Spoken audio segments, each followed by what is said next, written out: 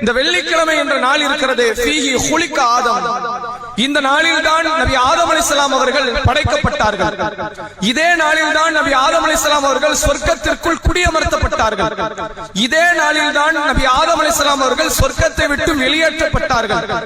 இந்த நாளை தவிர வேறு எந்த நாளிலும் கியாமத் நாள் வராது என்றார்கள் நபிகள் நாயகம் ஸல்லல்லாஹு அலைஹி வஸல்லம் அவர்கள்.